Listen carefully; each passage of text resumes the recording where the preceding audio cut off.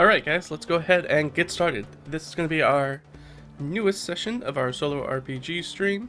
So if this is your first time watching, you've got a lot to catch up on, I guess. We've been doing this. This is session 46. But it's not actually a terrible time to hop in if it is your first time watching, because we have just leveled up and we're ready to, and we've just finished sort of the adventure and quests we were on, and we're going to kind of move on to newer things and greener pastures. Well, more dangerous, adventurous pastures, I guess. Not really, probably greener. They're probably not going to be any safer. They're probably going to be more dangerous. But yeah, we're going to go ahead and hop in. I think the best thing to do is just talk about what happened last time. So in the last session, we had just finished that sort of having that street fist fight with the cult of Narimana, and the guards came and broke it up. Imbar did kill somebody in that fight. So the guards broke it up, but they kind of gave us a pass because they know us, and of course we have made such a fantastic sort of impression on Reeve Relendart that people of Split Valley Oasis are kind of like, it's fine. I mean, there's not a lot of love for the cult of Narimana in the area, so it's kind of a wash for them. Guards did take some of the remaining cultists into custody because, of course, they were trying to steal our property, that water Myrmidon plate, corrupted plate mail. And we decided that, alright, well, we're going to escort the smiths that actually have the cursed plate mail to their destination, so we kind of took them back to sort of their workshop.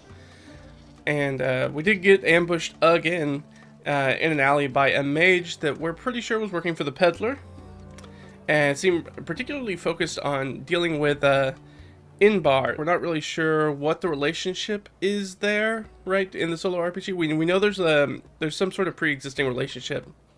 The peddler kind of screwed over Inbar at some point. We don't know. We don't have a lot of details about that. We haven't really delved into that a whole bunch. But we were able to take down the peddler after taking a fireball in the alley, which was real tough as 4th level characters. And we did get a 3rd level spell scroll off of them, a wizard spell, which we will get to here in a second. We did hogtie them and take them with us, so they are not dead. We have knocked them out. We did have our final visit with Reeve Relendart after we got the plate mail to where it was going. We turned back and actually got to Reeve Relendart, which is where we were headed in the first place. We're pretty sure that to get rid of the curse, obviously we need a spell of remove curse because there's not a powerful enough mage here.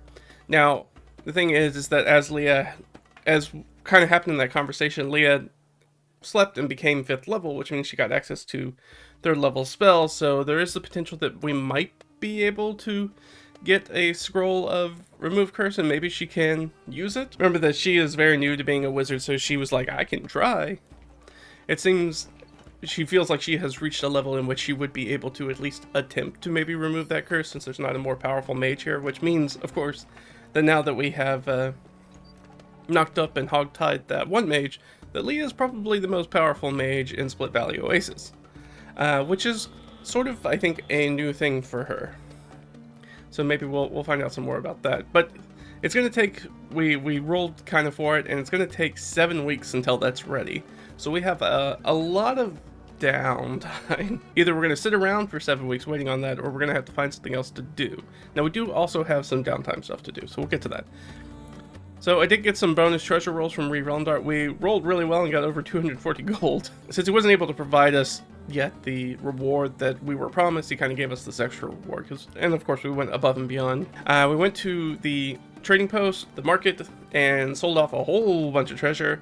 We had some really fantastic charisma rolls, really weave these sort of stories and mysteries about these sort of items that we're offloading. And then we paid out our people. So right, we paid out Ott, and we paid out Imbar, and we paid out Delg, and we gave Jurgen some money, I guess, as well as people like Omer and some of the other people that are back at Amakir State. So basically what we did is we took, this is all the gold we have, this is all the wealth that the adventuring party has accrued, and we just kind of cut that in half, and half of it goes off to everybody else, and then Leah's left with the other half, since she is our primary protagonist, and being a wizard, she needs a lot of money to make things happen. So we ended up with almost 650 gold, kind of off of that. We made some market purchases.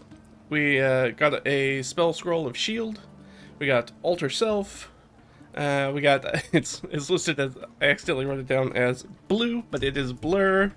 spell scrolls, we got some more things, we got some healing potions, and part of that's going to be, there's going to be healing potions for all our party too. Booked rooms at the Nansumber Caravanserai, so our little inn, and the night passed without incidences, and Leah was able to transcribe those new spells into her spellbook. Being a scribe's wizard, putting those into her spellbook took a matter, I think it took less than an hour to do all those spells, which is significantly faster than most wizards do it. Especially since she has that wizardly quill to just... We reached level 5, and I leveled up everybody except the one person who might be important to the session that I forgot about because they're not currently adventuring with us, which is Omer, who we're going to talk to about sort of the ciphers and cryptograms. That is their background. I gave them a little, since they got some walking around money, I gave them, each of them, a healing potion that they picked up for adventuring, as well as some just gear purchases that they might want to upgrade some of their gear. Mostly like basic armors and weapons and stuff like that. That is everything we did last session, so we're going to kick it off this session, and let's pull it over. Let's take a look. Let's take a look at the map first, just so everybody remembers sort of where we are. So we are in Split Valley Oasis, which is the trading post right here. The rest of our friends are over here at Akari's plantation, where Akari's been sort of billeting them. We traded in his sort of heirloom bow for that, so we kind of have a blank check as far as how long we can stay there. We actually haven't stayed there that long in-game. It feels like it's been a really long time, but it actually hasn't been that long a time. It's been, I think, only a few weeks. So we're good there. We don't really need to... He's not hastening us out of the door. We're not really putting him out. So we were at Split Valley Oasis. If we want to get over to Akari's plantation, we need to grab a boat somewhere. And then there's Drin's Keep, of course, down here to the southeast. Though now, technically, I guess that's Drin's half-brother's keep. Or will be Drin's half-brother's keep now that Drin is... Alright, so we got some goals. We're going to try to ID that medicine from Gimbal. We're going to have to kind of schlep around the market because we know that Delg has already made an attempt at that, being a barber surgeon himself. Made an attempt to try to identify it and failed, so unless we get some sort of new way to give him another reason to get a check for that, we're going to need to look for some other sort of like chemist or alchemist or healer, physician, somebody in town. There should be one somewhere in town. And report that Gimbal's dead, put Omer on deciphering the Gimbal page, and any updates on existing plot threads. That'll be interesting to see. Since we're going to be kind of moving around today, let's go ahead and go to our Hexcrawl tracker, and let's do Constitution threshold for us. So it's Leah. Leah's going to have her mule with her. Of course, if we need to take the boat, we're going to have the boat. So I'm going to give her advantage on the roll. This Constitution saving throw straight off the bat, just to see how much energy we kind of have in the day. And we rolled very well. So we got a 19 right out the gate. That's a good place to be. I think she has a +1. No, she has a +2. So the first thing is we need to run into the market, and we're going to see if we can find somebody who can give us some information. So that's going to take us a D4 while we do that. Ooh, so we're going to spend, some time here. So what's the best, what do we think is probably the best check for seeing if we can find somebody? This would be one of the old sort of like rumor kind of stuff from older editions would be helpful here. 5e doesn't really have a super great thing that's like, hey, can you find people? Now that we're 5th level, we've moved out of, and this is important to know, we've moved out of that first tier of play. So those levels 1 through 4. So now we're into the 5 through 10 levels of play. So we are kind of minor celebrities kind of walking around here. So people know who we are. They know somewhat of our fame and our deeds. What do we think that is? I think that's just going to be a basic charisma check. And she's going to have people... do we have people fan out? Here's just I think this is just an oracle question. So, do we feel like we are safe here? As in, like, safe enough to, like, split up? I think so. So, +3? No. I mean, we did just get attacked twice in the last day. So, I guess that makes sense. So, we're going to stick together, which is going to make things a little bit difficult. I was going to give us advantage on the roll if we were going to split up and everybody kind of try to figure out where to find somebody, but we're just going to make it a straight roll. We're going to make it a charisma roll, just kind of talking and hobnobbing with people and being like, trying to find out who is maybe the best chemist is knowledgeable that we can talk to. Is there anybody like that here? That's not a good roll. That's a 6. It could happen. It could happen, though. It's happened before. No, that's a DC 5 right off the bat. Well, do I roll a 1? No, I don't. So we kind of push around, we kind of talk through the crowd, but we don't kind of come across anybody, or anybody that they point to is sort of like a very sort of low level kind of folk healer. They sort of have like very, very basic rudimentary like home remedy kind of stuff that they're shelling. There's no like sort of scientific backed physician, so we are a little bit stuck there. Do we want to spend any more time looking for somebody?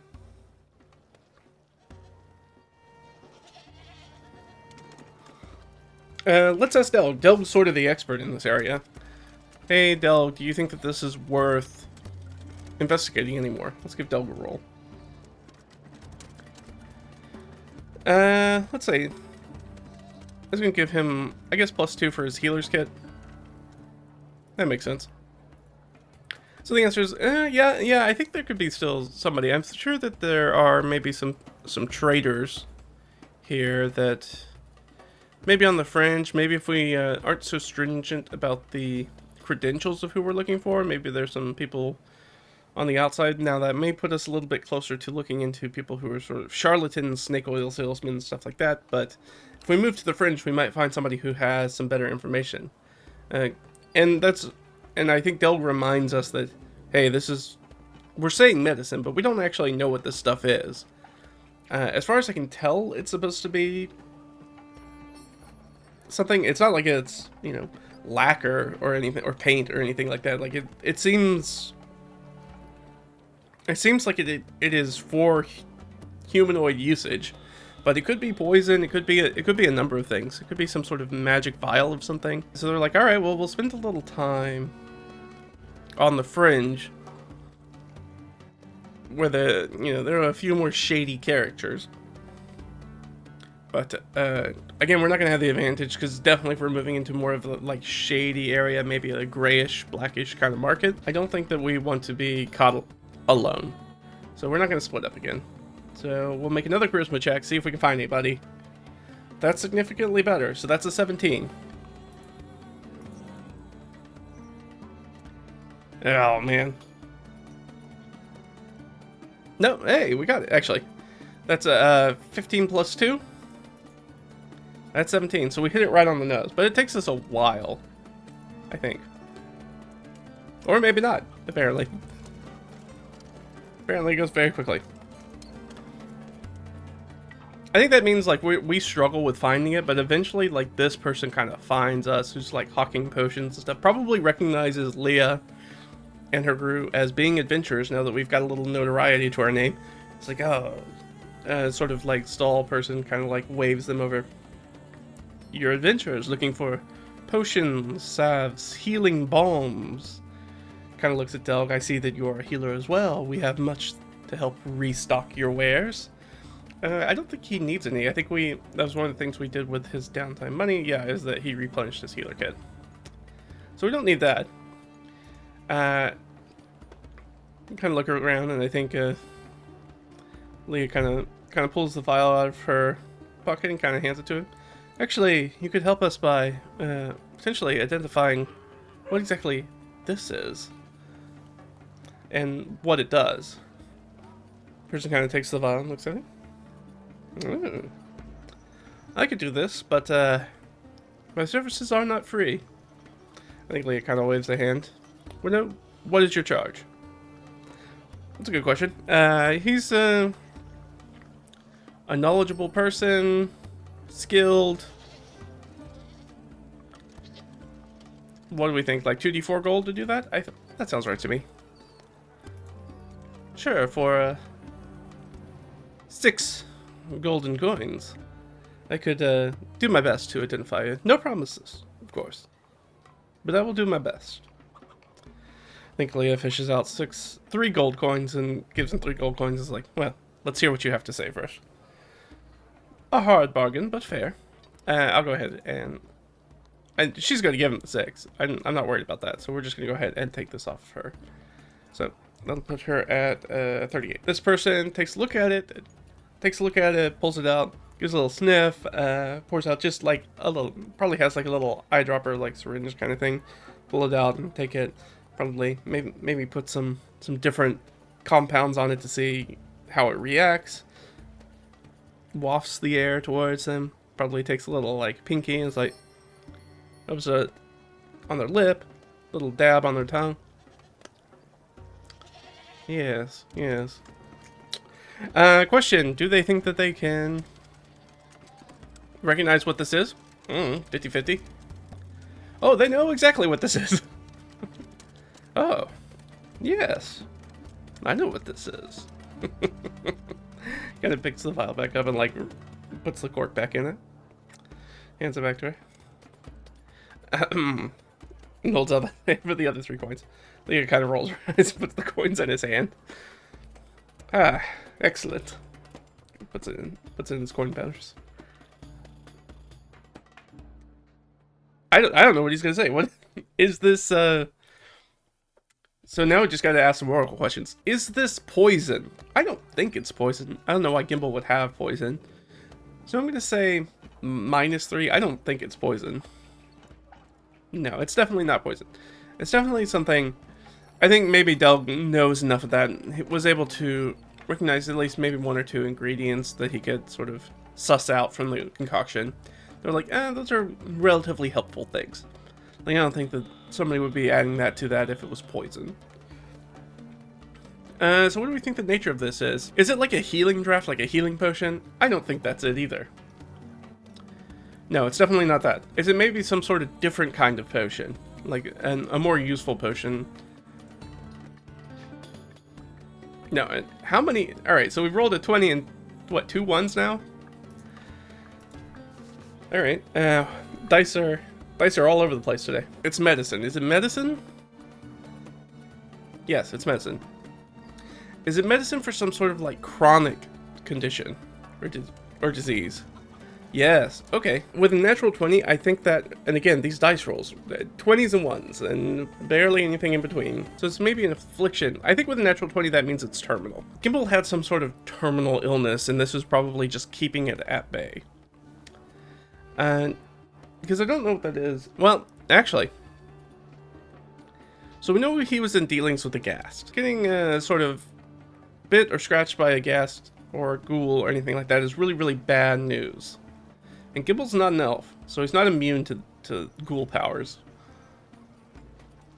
Is this some sort of like ghoul rot thing? Maybe. Actually, I think that's considerably likely. And this might be a thing where the ghast actually marks the people that works with them to keep them like loyal, and then gives them sort of like this vial that they have to take again and again and again to sort of ward off the effects of, well, essentially being turned into a ghoul or ghast. Is that the case? I think that's kind of likely.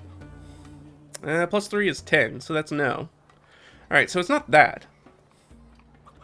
Dice, you are not really working with me. You're giving me lots of no's and not a lot of yeses. And, I mean, I guess it's some sort of terminal condition. So it wasn't something we saw right off. I guess at this point I just ask, is that important for us to know? Yes. Okay. So it's still relevant for us to know for some reason. Maybe it's a compulsion thing, but it's not from the ghast? Question mark? No. Dice, I'm gonna strangle you. You're not helping me. Is it seriously just like a vanity thing? That does actually fit Gimbal. That's a good idea. I like that.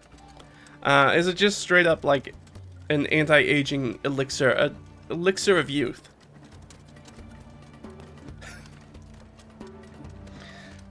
Okay. No.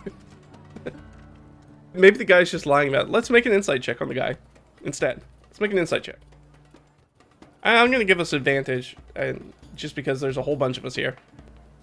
What is up with these rolls? I almost want to close this out and open up another window and see if that get any better rolls.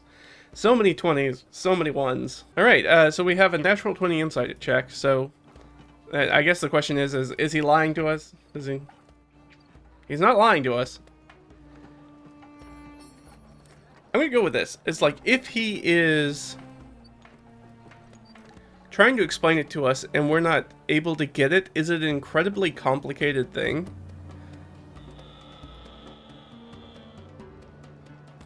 No. Oh, man. I didn't know that we were gonna get stuck on asking this question about this. I'm getting a little frustrated with it. It's like I kind of just want to take it and smash it on the ground. You know what? I'm just gonna switch over, and we're just gonna ask the Oracle sheet, or the prompt sheet, and be like, what does this stuff do? 67. Secure.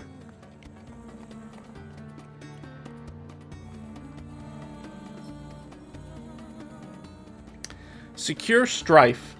Ooh, Secure Strife. I think this is maybe like it's a potion of sort of like intimidation. I think maybe this was a vial of intimidation that he was using, of intimidating presence to sort of like keep control over the, you know, well-armed people he was when he was in that dungeon, who could have at any point just turned around and stabbed him and took all his money, which he had a lot of, remember, that somebody else was actually holding. So yeah, I think this is some sort of vial of enhanced intimidation. So I think that's what we're going to go with. And no help to you, dice. Let's ask this, is the merchant interested in purchasing this? No, not really. Like, well, if that's all you have. My wares, of course. And I think Leah and the rest of the group are like, well, we just bought a whole bunch of healing potions yesterday, so, I think they do like a cursory look to be like, hey, is there anything like actually useful here? Is there anything actually useful here?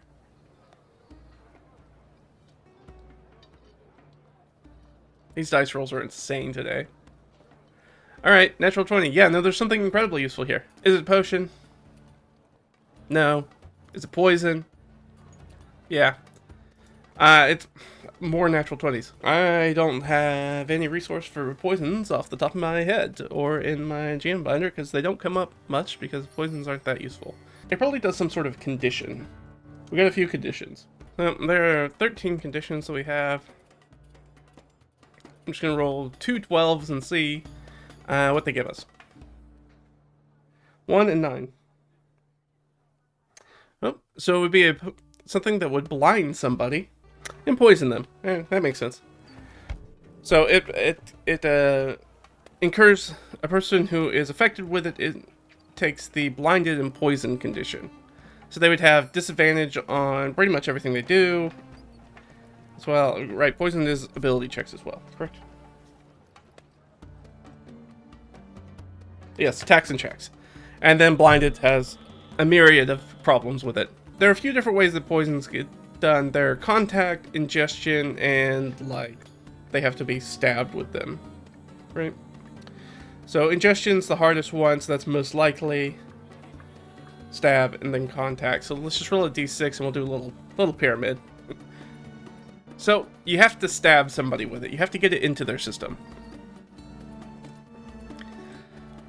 I mean, it's not terrible. We have people that use bladed weapons. It could be useful. We could consider it. What do we want to price something like this for? I mean, it incurs 2 conditions. Are those conditions... Here's a question.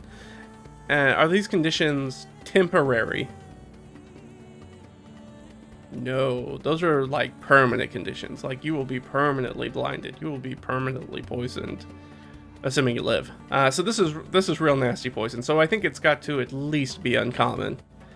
Which if it's uncommon, I think pretty much puts it outside of our price range. Yeah, the single-use uncommon thing is going to be somewhere around 300 gold. We definitely do not have 300 gold. So I think we take a look at it and we're like, that'd be nice to have, but I'm afraid it's your prices are too rich for us. All right, well, let's see. We'll do a little charisma check. I'll give us even advantage because we have a whole bunch of people.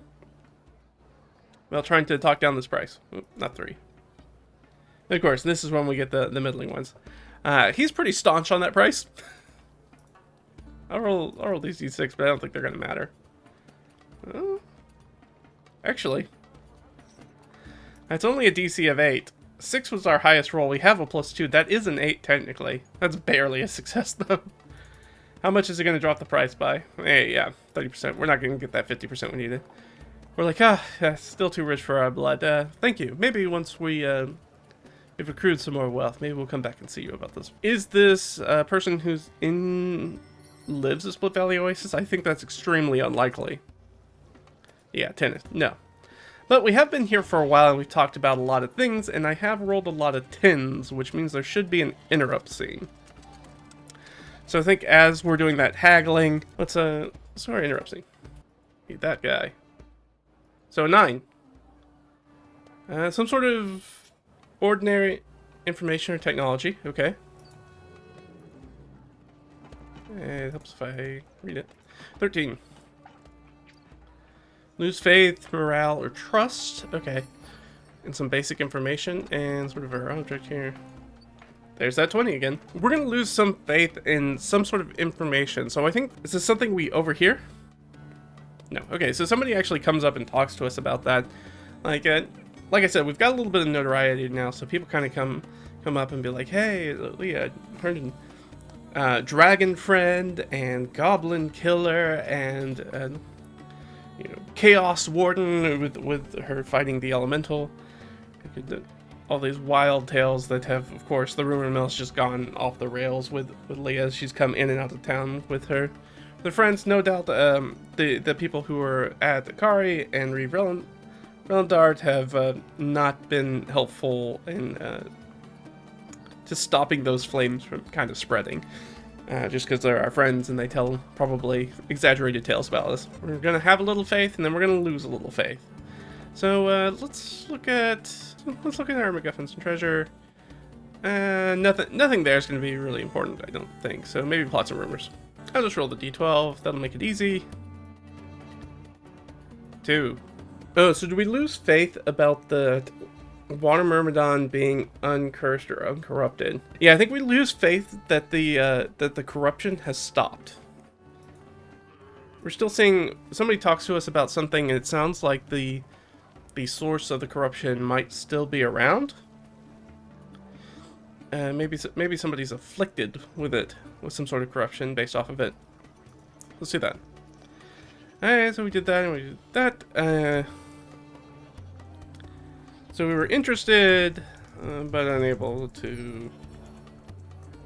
Interested, but let's say too expensive. I'm just gonna put stab poison, because it's one that's gotta get applied to a blade and pushed into somebody. Stab poison, dealing permanent blindness and poison conditions. As we haggle with the merchant. I don't think this person's important. I don't think it's going to be anybody we know. But here is a question that is important for us. Is this a local person or somebody who's traveled here? So is it a local person? Yeah, okay, so it's a local. I don't know a good way to frame that. Because all the primordial stuff kind of comes from, and elemental stuff kind of comes from a very chaotic side of the powers of the universe, whatever you want to call those. Are they actually asking for our help? No, alright, they're not. The question is this person still alive? Yeah, okay, so the person is alive. Yeah, I think we talked to them a little bit, which we're going to have to roll another d4 for. If we're going to spend more time here. So we'll do that. We'll throw it on the hex tracker. Up to 9. As we kind of get I think we just, this person has some information. It kind of perks our ear. We're like, oh, that's interesting. We'd like to learn more about this. Please, why don't you come to us to one of the drink seller stalls? Well, let's have a drink and you tell us all about it. Drinks, we're not going to get fine drinks. We're going to get low quality drinks. So coppers all around. Let's say we spend a silver piece on drinks. That seems fair. Can they knock down any sort of point of origin? Like maybe where they contracted it from? Yes. How many 20s? They know exactly where it is. Alright. Is it in town? I don't think that's likely. No. Does it point us back in... So we did have a lot of questions about whether Rhymefire would be corrupted by the corruption in the shrine. The sort of desecrated shrine. Is it coming from that direction? I think that's kind of likely. Oh, yeah. It's coming from that direction. That's a 20, so we think it's coming from very much in that direction. If whatever this sort of chaos thing that was making the original Water Myrmidon go crazy in the Oasis, we tracked it to that elemental sort of shrine, and then we sort of had Rhymefire take that as his lair. But we didn't do anything to consecrate that ground or really try to make sure. We were kind of like, well, we needed a place to hide Rhymefire. That's a place we didn't think anybody was going to go look for him. But that was always a question sort of in the back of in our mind that we have in our notes on our plots and rumors is, will this corrupt Rhymefire? And we did not have a good answer for that last time. But we might have an answer for it this time. And if so, if we're going to go investigate that, we should definitely take Omer with us. Alright, so that means we're probably going to need to go trade out some people. We thank them for their time. And can I go anything? Alright, so we did ID Gimbal's medicine, I guess. So we'll keep that. I'll end up adding that to our to our character sheet at some point, probably in between sessions. So now we need to get to the plantation. Here's a question. Is there just a boat we can use for free? No. Alright, so we gotta pay a boatman to sort of take us out there. Or, I guess, let's give us a perception check with advantage. That's a pretty good perception check. Her perception is +1 because she actually has some -1. Oh, actually it's +2 now because now she has a +3 proficiency. So that's actually an 18. What's the DC? Oh yeah, we hit that DC. That's a DC 13. So I'm doing that perception check because I want to know, is there somebody from the Liaden estate here that maybe we can just catch a ride with so we don't have to purchase a boat? So we did a really, really good check so we'll know for certain if somebody's here. Is somebody here? Somebody is here. So we flagged down somebody who's come to sort of like do the trading and stuff for that. And we will hop on the boat and try to get them to take us back, which I don't think that they're going to disagree with. Remember that we had the big sort of party and feast with everybody from the Liaden estate, so everybody knows who we are over there. So everybody knows by look who we are. Plus, you know, there's only so many 7-foot tall gnolls walking around, so if you see a waif of a lady standing next to a gigantic gnoll, that's probably Leah. So yeah, pretty easy to pick out of a crowd, 2 of them. Alright, so we're gonna hop in there and we're gonna head that way. The problem is like if we take Omer to go check on Rhymefire, he won't have the downtime to start addressing the cipher, which will delay that more. I don't think there's anything else for us to do. We're gonna hop in and go head out that way, and we're gonna make our way across. Let's spend our time because it is going to take us. How many hexes is it going to take us to get over there? So we're in Split Valley Oasis. We need to get to Akari's plantation, so we'll just go 1, 2, 3, 4. Or I guess we could do 1, 2, 3. We can take the short way. So we'll have advantage on one of those rolls, and then 2 of those rolls will be normal from the boat. So advantage is technically disadvantage because we want the lower number. That's a 1. We like that. Alright, so 9. So it takes us 9. So it takes us a good part of the day to get over there. Let's go. So it takes us most of the day doing all that stuff. We spend most of the morning over there, and then of course rowing across the few miles across, then trudging through that marsh, which still would have been faster than probably going the other way around, though maybe not. So we're going to get there. We're going to rock up on the Liaden estate. It is Summer Maiden 13. And just for funsies, I want to see what the people at the estate are doing. So one of the things I have a calendar for the world, but on the back of it, there are the agricultural chores by season, so we can find out what they're doing at the estate. This is actually all that agriculture stuff is actually on DriveThruRPG. If you want that PDF, if you want to just know like what random peasants are doing throughout the year, it's a good way to figure that out. So that way when you walk up to a village, you know like what the village is kind of doing. So we said it is Summer Maiden 13. So that makes it is the first week of Summer Maiden. They're shearing sheep.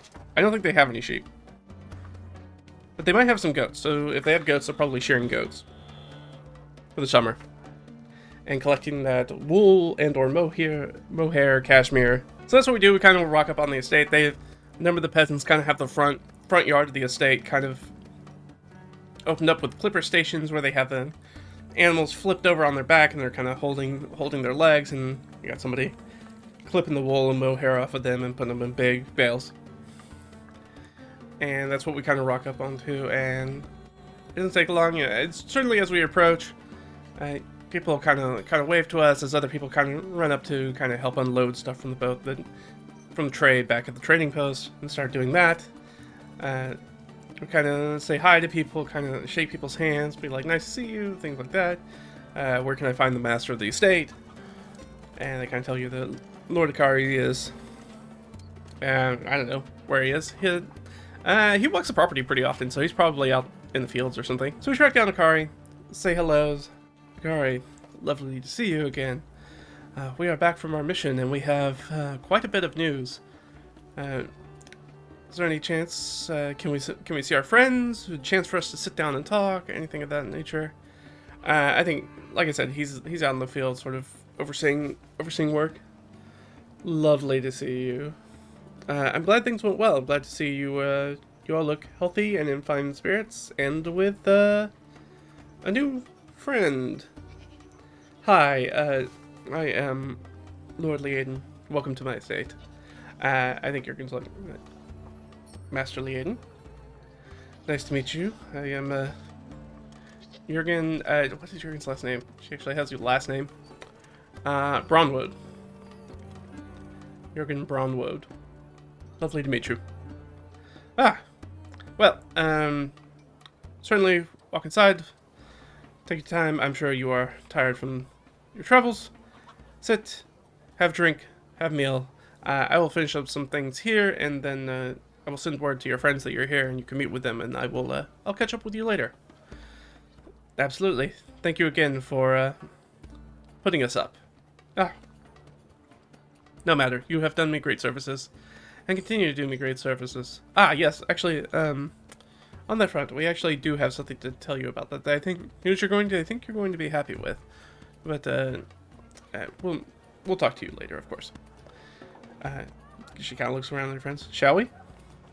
So everybody kind of takes off, leaves the car behind to finish out the day's work, and they kind of walk into what is sort of like the main hall and take a seat, and some drinks are brought out for them and a little bit of food. They eat a little bit, and they summon the rest of our crew. So Arias is there, Maddie is there, Omer's there, Iolus is there. So we got a few people who are there. So they come and meet us, and there are lots of, kiss kiss, lovely to see you, how are you doing? Let us tell you about our adventures, and we have some work for you all. And then we can learn a little bit about what you found in the interim.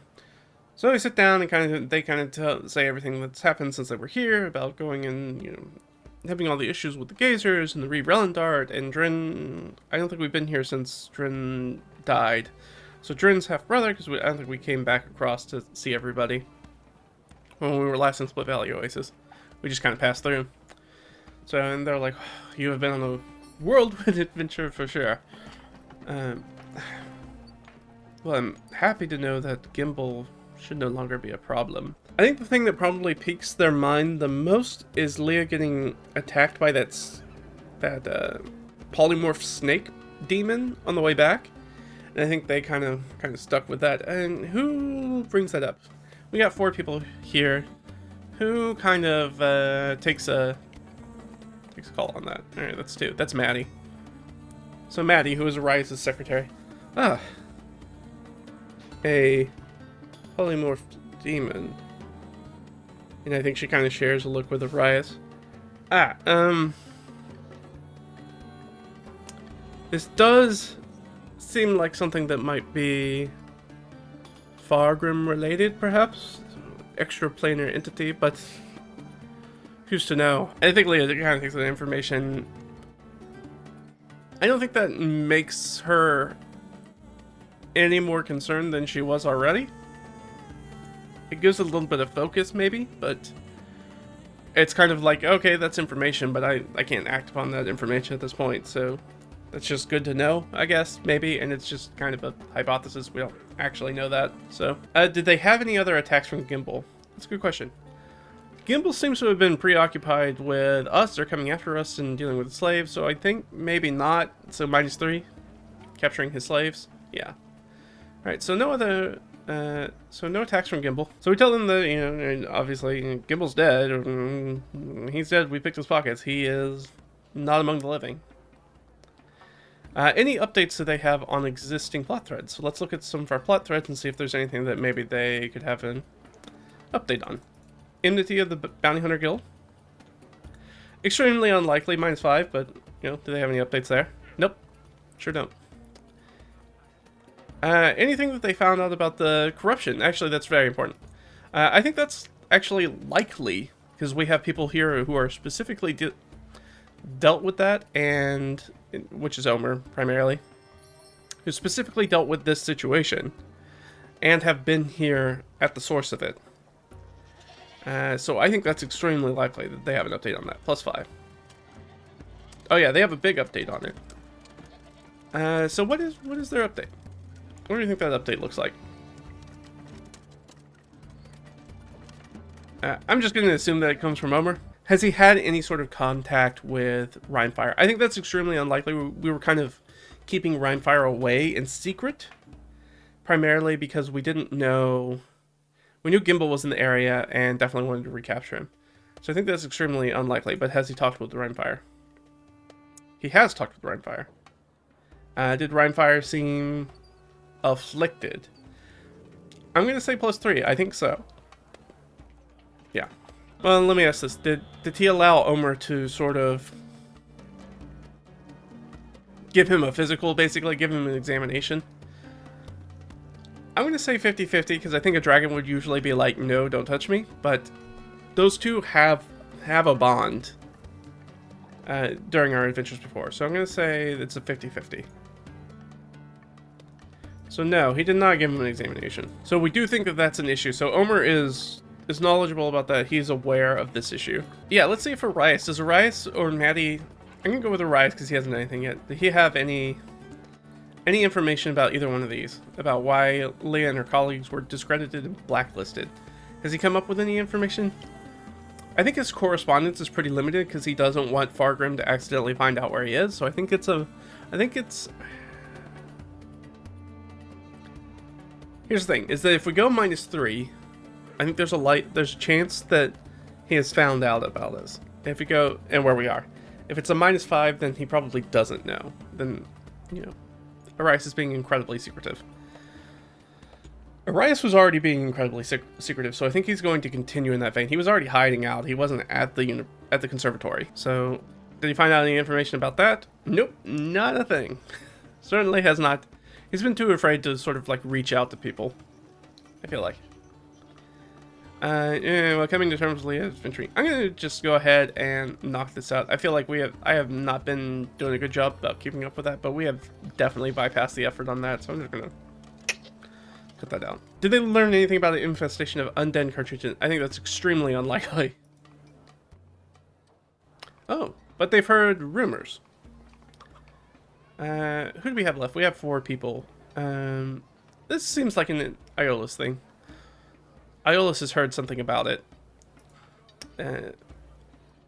Yeah, I mean, we'll ask. Did Iolus end up traveling to Cartridge? I think that's not only extremely unlikely. That's extremely unlikely to end up going to roll with disadvantage.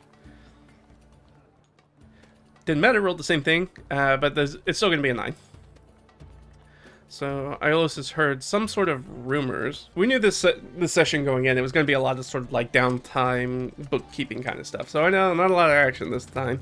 Unless somebody, an assassin, jumps out and attacks us. I mean, it's kind of a we're in between. We're in that little spot in between adventures. But we did pick up a new quest to maybe go check on Rhymefire, which would be the more immediate thing. So what did we learn about? So it could be one of these 3 things.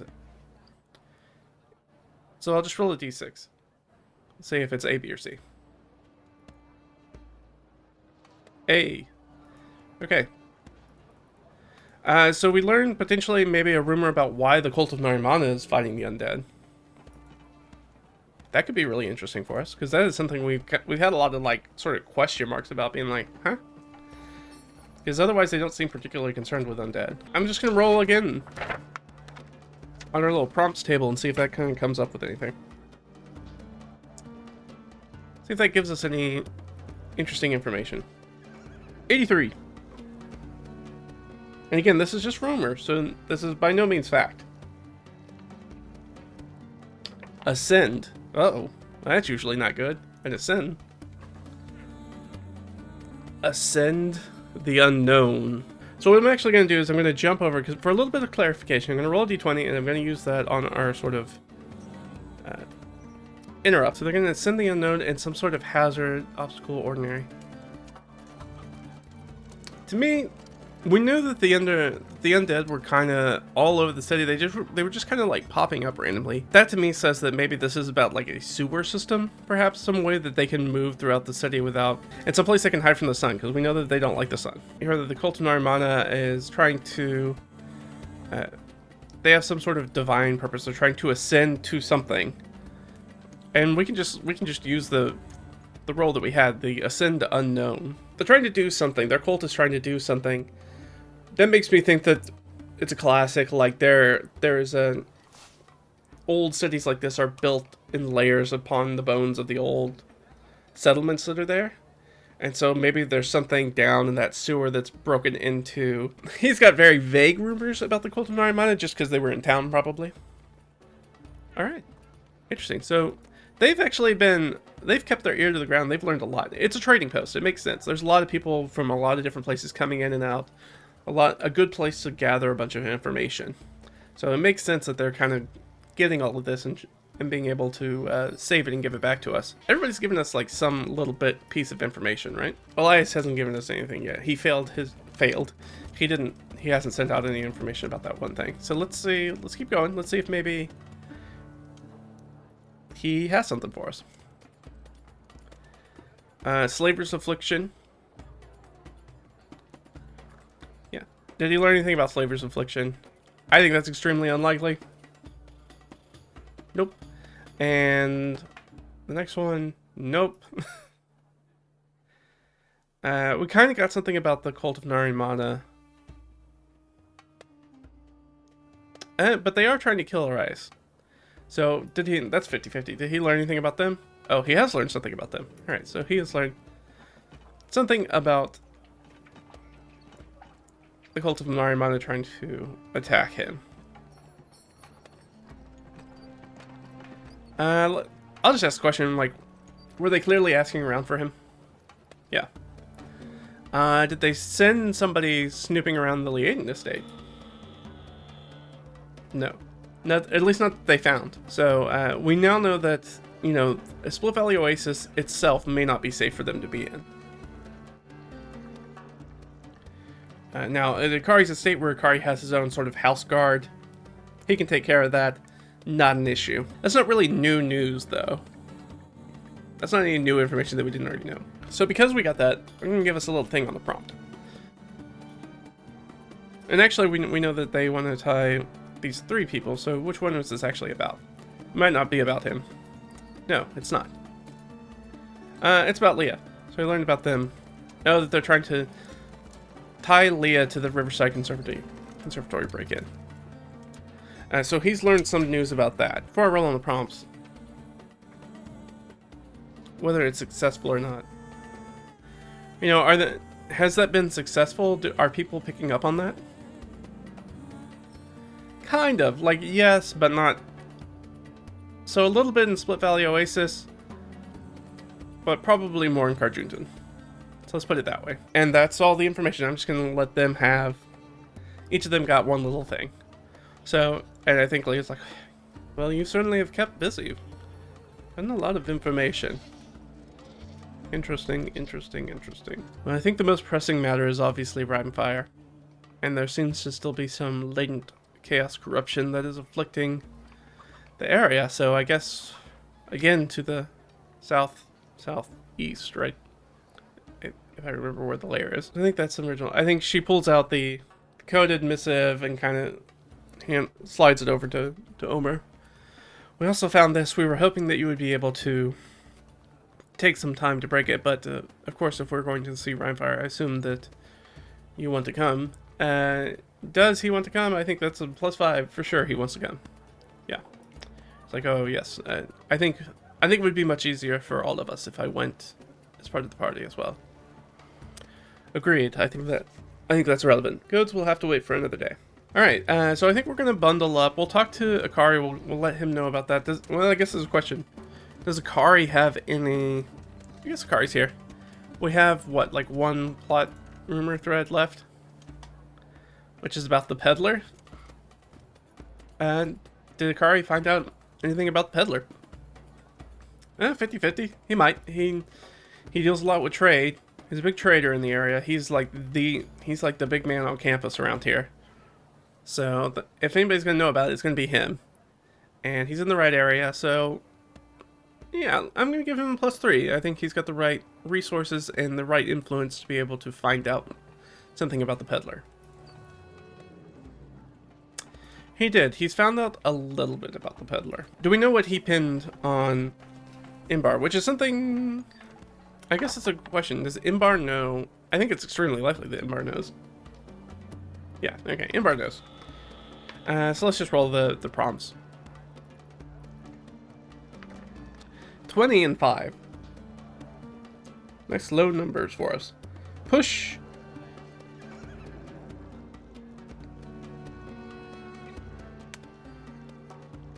For pushing a vice. Alright. Ooh, we had the little vial of stuff that was getting traded around that the peddler wanted, right? Gosh, what was that stuff? It's been so long since we messed with that.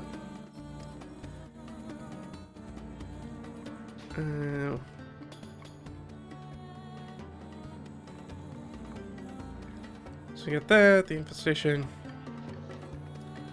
I'm trying to remember, because that happened in Carchunton. I can't remember what we actually gave to the peddler. I would have to go back and probably look at that episode. Pushing some sort of ice. So I think that they're pinning some sort of like drug on her. I think that makes the most sense. Some sort of like narcotic trade. That makes sense to me. That may or may not be related to Slaver's Affliction and or... I guess that's a question. Is it Slaver's Affliction? No. So then it's probably the undead, right? Yeah, I'll give myself the +3 on that retroactively, just because I think that makes sense, rather than just being random. Yeah, so they're gonna tie. That makes sense. All right, we'll go with that. Turns them into the undead. I think that whatever information we've gotten so far is very minimal, but I still think with all of this that Rhymefire is our priority. I think we have to check on Rhymefire. I think that just makes sense. I think we have to check on him. We have, we're going to sit down and we're going to do a rest. So we do just need to make sure, you know what? I realized we were spending all that time in town. We didn't actually see if there were any encounters. That's not bad. Well, I forgot about that, but now we're going to do it overnight. Now that we're resting overnight, just made me think about it. So we'll just do two. If anything happens while overnight. Some sort of thing. So we are in sort of like a marshy wetlands area. It's not going to be anything of much consequence, but let's just see kind of what happens overnight. See if it's worth even doing anything about. Need a d20. So I'm going to roll it twice and combine it. Let's see what we come up with. 7 and 17. Neither of those will make sense here. It's unavoidable deep water. Generally, these wilderness dressings are for like when you're moving. So unavoidable deep water or find or lose path or tracks. Oh, we could find or lose. We could find some tracks. So that's more of something I think that happens in the AM when we wake up. I think everybody wakes up in the morning and kind of comes down. And there's kind of like a little bit of a hubbub down in sort of like the main hall, and Akari's kind of talking to a few people, and I think Leo's kind of rubbing her ass. Morning, Master Leoden. Is there an issue? I think Akari kind of turns around and looks at her. Nothing to truly be worried around. We just found some tracks around the estate, and obviously just making sure everything's fine. I don't think there should be an issue, but never know. Having you back in town, and while I may be your friend, you have made others your enemies, so just making sure that everyone here is safe. Oh, of course, and Again, I am sorry for the trouble. May we assist? Oh, if you like. I know you must be busy with many other things, but if you have the spare the time, I'm sure we could use your expertise in these matters. Of course, let me gather my companions and we'll take a look. So, we found some tracks around the outside of the estate. I'm going to take a look at them. Obviously, they found them, so we don't have to go looking for them. Are they humanoid? Question mark. And that seems kind of likely to me. If they're worried about it and it's not just like an animal track. So, +3. Yep, they're certainly humanoids. So we'll put Ott and her sniffer on it, because she is for sure our best tracker. We'll give her. She is an expert in survival. She has her expertise. So she's gonna take a look at it. So she has a +7 now looking at it, and I'm gonna give her advantage because we have a bunch of people with her. So she's gonna take a look at them. 17, that's pretty good. So can she intuit any information out of this? That's a 15, so yeah. Alright, question, can she intuit any information out of this?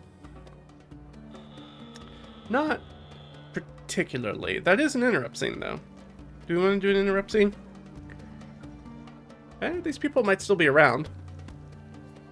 So yeah, let's do an interrupt.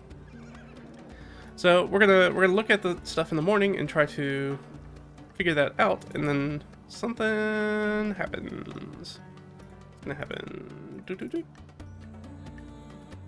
1922. Alright, well, that's us. Oh, I forgot. I still need to fix this. This is not correct. I'm missing a thing. I gotta go figure out which one is the thing and put it back in. 19.2 betrays. So, it's probably an extraordinary trick or trap that's meant to betray. Oh, this may be the chaos stuff. Is this more chaos oriented things? I think that's kind of likely. +3. Yeah. So something chaotic is going to strike out at us while we're taking this, because it is a trick or trap. I'm gonna go with trap. I don't know. Chaos is tricksy, so maybe a trick. So I'll do a 1d12 and then a 1d20, and then I'll add them together. They're from 2 separate lists. One's from the hazard and obstacle list, which will be kind of the trick side, and then 12 side will be kind of the trap side. So on the trap side, a charm or mind-altering trick. Uh-oh, not good. And 3. It says lake, so something in the water. There's some sort of mind-altering aspect of the water. It's going to try to slap one of us. Any sort of mind-altering thing is typically wisdom. But I'm going to do a little tree. So 1 through 3, it's going to be wisdom. 4 or 5 is going to be, I guess, intelligence. And then 6 will be charisma. Okay, yeah.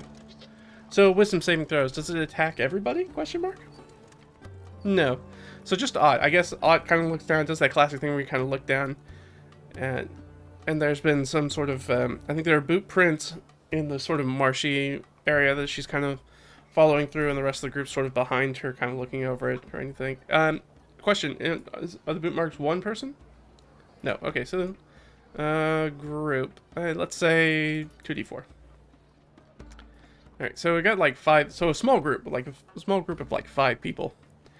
So we're moving through the muck and the mire of this wetlands, sort of marshy area, kind of covering over, and it's kind of hard to follow the tracks, but Ott's an expert tracker, so she's kind of looking through it, but then catches a view of something in the water, and it's going to mind alter her, but I wonder to what degree. What do we think it does? So there's going to be some sort of mind-altering thing in the water. Since I don't know what it's going to do, I'm just going to roll in the prompts table real quick. So 2, tell. It's going to tell her something. And 24. Tell her to find freedom. That feels like a cause fear effect. Like she must flee from this place. Like some sort of has her sort of jumping at shadows. So I think she's kind of looking down, she's falling in, and she kind of catches this thing. And there's something supernatural, something that she sees a reflection in the water, and her mind leaves and goes somewhere else for a moment. And this existential, this sort of like dread just sort of fills up within her. And that this place is not safe. We have to get out of this place. Yeah, maybe that's the trick. Is like Akari's place is not safe. We must leave this place. Oh, this is not a safe haven for us. We must go. I didn't mean to roll that. Yeah, so I think she turns around. Here's a question: does she? Oh, she gotta make the save. I guess I should probably actually roll her save first, which she's pretty good at. Okay. So that's 12 plus 1. So 13. Is a 13 gonna do it? Probably not.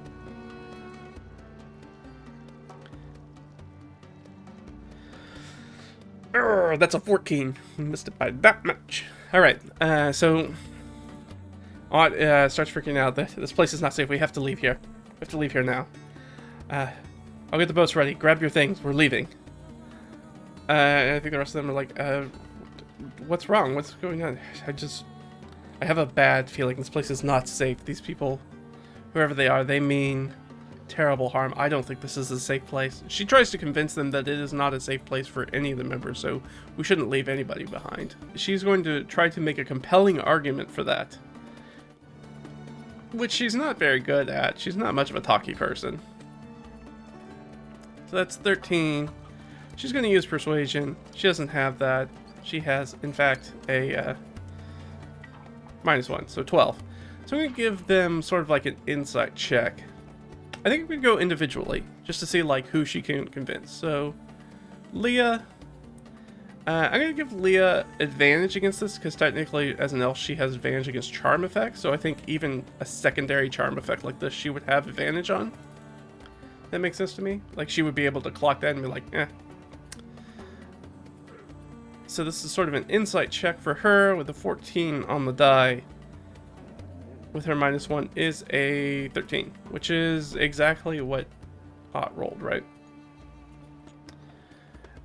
So she's kind of on the fence. She's like, I think Ott's acting strangely. We know what she's doing. Imbar is not going to have any bonuses to any of this. So she'll roll flat. I think we should trust her. Look. She's an expert tracker. We're in her area of expertise. If she has a bad feeling, she has a bad gut feeling, we should probably listen to it. Okay, so that's Imbar. Delg. I agree with Imbar. Okie doke. Alright, so unless Jurgen agrees with Leah, then it's overwhelmingly going to be like, we can't stay here at Akari's estate anymore. Which means this trap will be incredibly powerful and would have worked incredibly well. Which may be to just get them to a place where they're not safe. Whew. And we don't know who's doing this, but we can probably hazard a guess that there's a few likely suspects.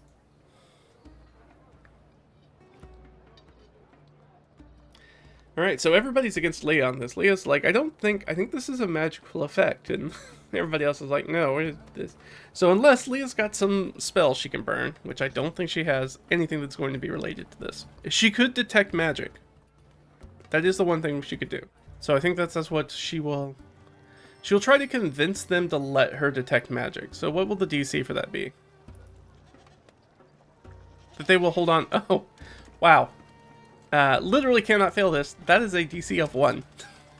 So unless I roll a natural 1 on this D20, she has enough influence to at least be like, let me do this ritual, because I think there is a magical effect that's going on.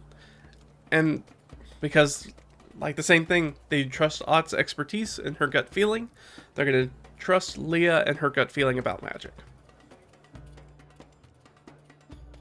Yeah, no, she completely convinces them with an 18.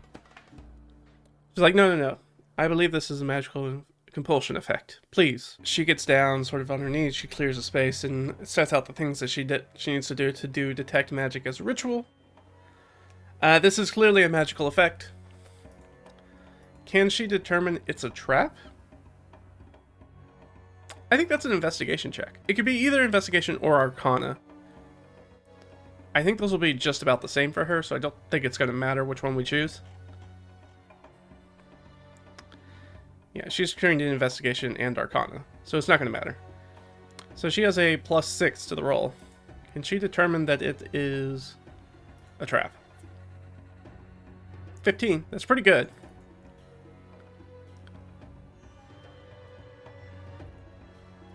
That's a 15.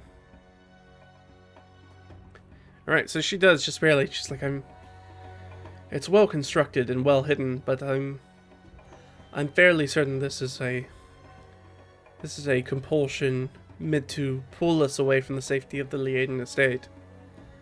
I think that's what our 5 friends here were doing. Now the question is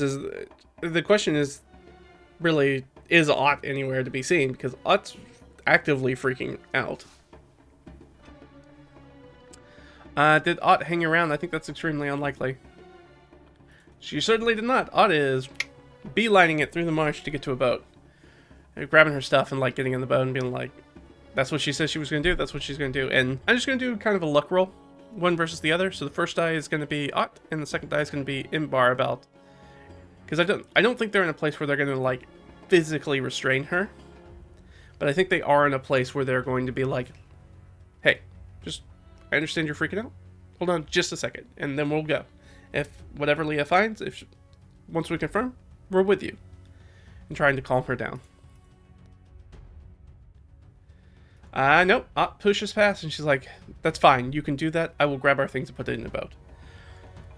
The trade-off is that we were going to do that anyways. We're going to take a boat anyway, so we'll just have to see whether she waits for us or not. So we do that. We have that interaction. Now, of course, she casts it as ritual, so it takes 11 minutes for her to do that. In 11 minutes, Ott has hoofed it back to the estate. She's grabbed everybody's stuff. She has grabbed a boat, maybe pushed somebody out of the way to get a boat. Again, she's kind of, and tossed anything that was in the boat out of it, chucked everybody's stuff into it, and has probably actually pushed off from the shore, and is actually just kind of sitting in the shallows, water, just holding the boat, waiting for other people to show up so they can wait out and get in there and then get out there. So she needs to make another wisdom saving throw, I think.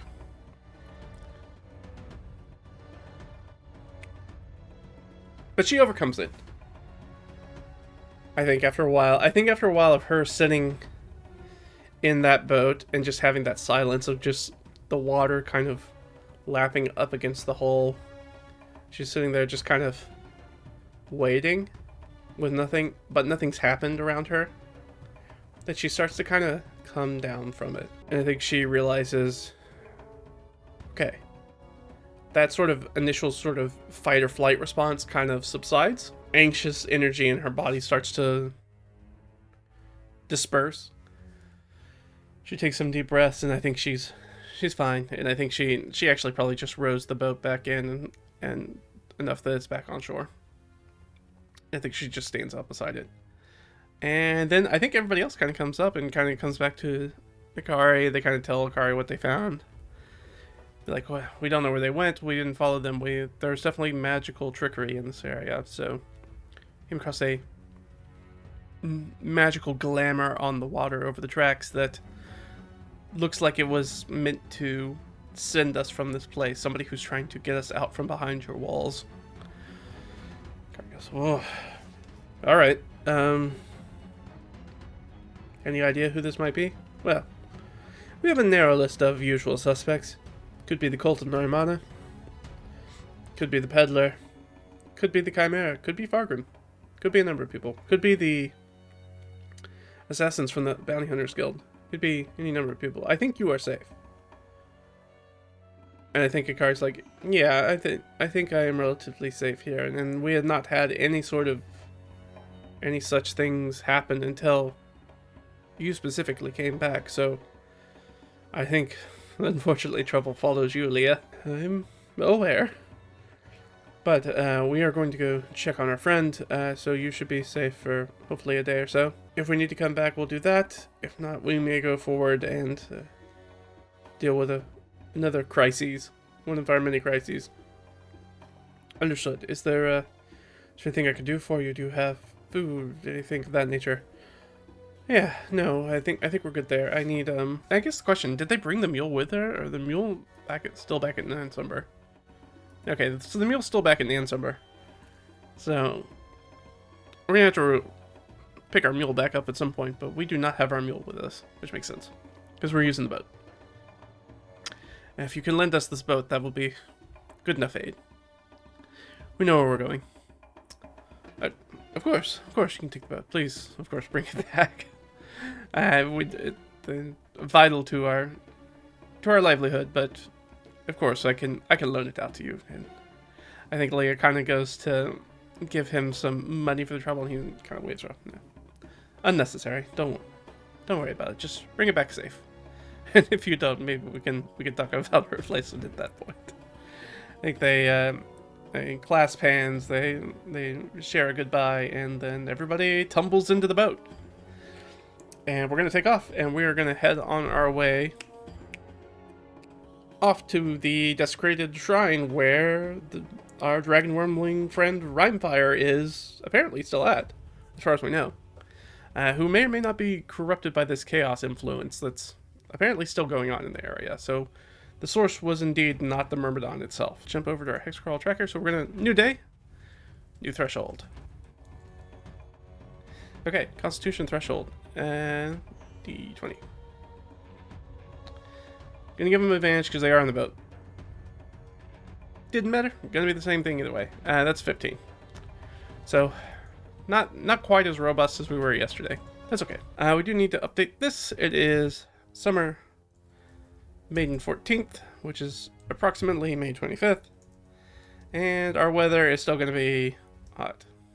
Hot. Especially as that first sort of like marine layer on the lake starts to burn off that sort of fog that's there in the morning. So we're going to be a little foggy. So I think that's going to cancel out our advantage, at least for a little bit, on the boat, because we would have to go really quickly. We would usually be going quickly, but we have to go slower because we can't see very well. So we're going to borrow that boat from Akari, and we're going to head off towards Rhinefire's lair. So let's jump to the map. So we're here, and we are trying to get... we're trying to get here. Starting here, and going here. I mean, we know the way there. We're going to basically go up to... follow the waterway up to here, then we'll hop out of the water and make the last little trek there. Overland. Hide the boat wherever we can, and then just take off from there. Alright, so first, roll. Here we go. We're heading out. 3. Alright. Anything run into us? No. Alright, so we're good. Alright, so we make it right there. Let's go to our hexcrawl tracker. There's no problems moving into that first hex. Smooth sailing. Right, we're going to move into this hex, which no longer has the corrupted Myrmidon because we dealt with that already. So, another D4 to burn through the fog. And no instances. I rolled a 4, right? 7. Alright, so we're about halfway the day, so I think at that point that's where that sort of marine layer of fog is starting. The sun's come up enough and it's starting to burn off. So now we'll get that advantage back on our ship or our boat. Didn't need it, but we start making much better time. No issues there. So we move to here. Take an extra 1.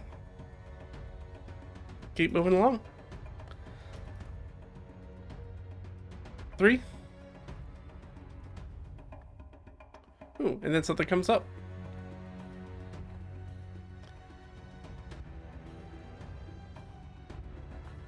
Alright, I need a D20 roll on some sort of wilderness dressing. Let's put them together. 18 and 8. This is going to have to be aquatic, so it's going to be kind of interesting what kind of comes up here. Some underwater ruins. Or hidden cove or island. So not a hidden cove or island, because there's no way we wouldn't see it. But it is going to be we're passing over the lake, and now that the fog's kind of pulled away, and the water's pretty clear. Like, there's not too much sediment that's been sort of brushed up. There's not a lot of algae or anything like that across the surface. So the lake itself, because it's an oasis, is relatively clear. And we can see down, and we can see the sort of just the tips of what looks like roof buildings that are dilapidated, some sort of walls, crumbled stone, things of that nature. Well, I say that, but let me ask myself a question. Is it a boat? Could be a boat that we find. Okay, it's not a boat. Alright, so we find that, and we see that down there. Do we want to investigate that? I don't think that, now that we're 5th level adventurers, I don't think that's something we'd necessarily want to stop for. Because usually once I hit 5th level, we're no longer looking at this map, we then start tracking our stuff on this map. Just because the minor things that a low-level adventuring party come across are no longer issues for an adventuring party of our caliber. So we'll do that later, but we're just going to the hex right next door, so it's more fun to just kind of do this fun little bit, see if we come across anything. But we do know there's a grung home there, which maybe is down in sort of these ruins. And among these ruins. So let's just give ourselves a little perception check. That'll give us advantage. Got a +2 to this, so 15. Do we see the grung? Well, that's definitely a 12. So if they're there, we see them. Do we see them? Nope, they're not there. The grung must be out doing something else. Uneventful, which sounds bad and maybe makes for bad content, but it's nice for their journey. Uh-oh. Rolled a 1 on that d12. You know what that means. Encounter time.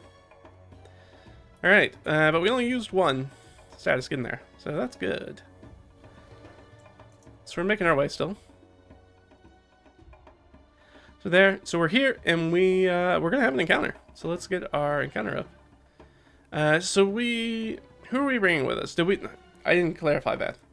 So we're definitely bringing Leah. We're definitely bringing Imbar, and we're definitely bringing Jurgen. But I think we may have traded out Delg. I think we may have left Delg behind. And he got a share of that money as well that we split up with the party, so he'll have maybe a little bit better gear. So I'm not going to actually put him into this combat that we're probably about to have. 2, 3. So we're going to count this combat as having 4 people in it, and we're just going to cardboard cutout on the side be like, I'm also here. So we won't worry about him for this. Let's do some filters here. We're going to need some sort of, so we are in a settled area, so actually let's make some rolls. 5 and 12, okay. So a 12 is some sort of fey presence. Interesting. So these are going to be fey. Now, I do happen to know just from doing enough mapping to know that there aren't really any fey creatures that are particularly tied to the water other than a few hags. So we're just going to kind of leave that however it is. Let's see whether we come up just off the cuff. Hey, what do you know? There's a sea hag. There it is. I mean, it's hard to not go with that. It's 2 sea hags. Let's go with a normal sea hag, and then let's do some like let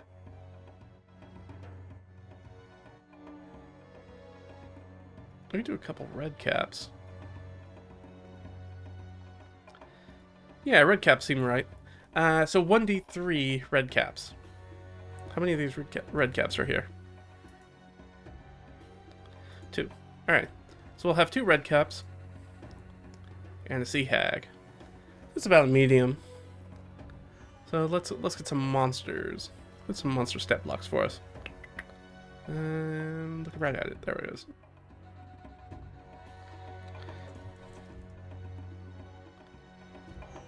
Sea hag has a +1 to initiative and has 52 hit points.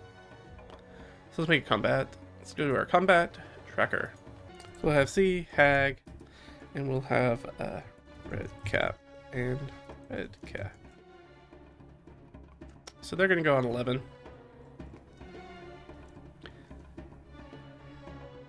Delg's not with us. That's going to be... And we're not going to use Omer. So it's going to be Aaliyah, Ott, Imbar. Perfect. And Sea Hag has... How many hit points? 52. Alright. So, let's roll some initiatives. Leah. Nope. Nope, I'm not. Imbar. Nope. Oh, or Jurgen. No. Oh, so they just absolutely are going to get the drop on us. So I'm going to give them a surprise round. Because obviously we really fumbled that. Alright. It's not really going to matter the order of everybody down here, but that should be like Ott. I think that's Inbar. Actually, I think that's Leah next. Leah. Inbar. But our ugly friends at the top are going to get a bit of a surprise round on us. Just because they got to see us first. So let's go with the hag. So the hag's going to pop up. I'm going to guess that they're going to pop up out of the water. Though we are getting close to the coast. So there might be like a little sandbar or something that they're going to hop out from. And, yeah, they're amphibious. They can be under there. Yeah, I think she's going to pop up and this horrific appearance is going to go off. But I think it's when they start their turn. Unless the target is surprised. So they're going to absolutely have this at the start of their turn. But she is going to hop up. I guess she's just going to hop in the boat. So she's just going to... let's figure out what the DC for this scene is. Oh, it's pretty good. So that's going to be an 11. So the DC for the scene is 11, so anything we try to do in here should be an 11. Thereabouts. Plus or minus 3, depending on how easy it is. I think trying to pull yourself into a boat's kind of hard. But she is amphibious, so she needs to make kind of just like an athletics check just to see if she can get in. Which she fails, for sure.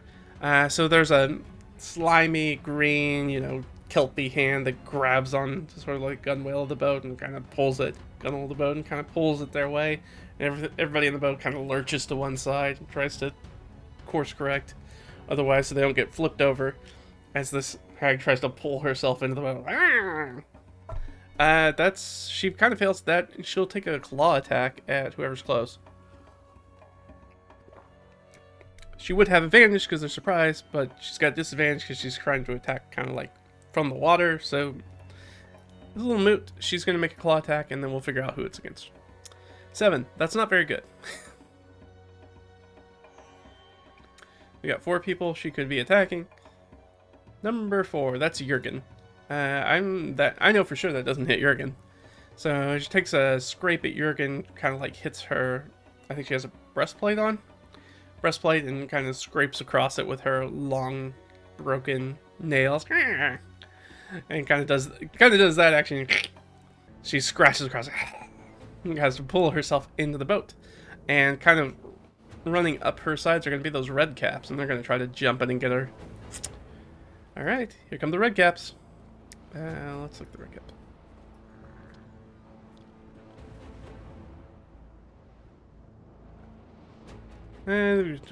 Grappling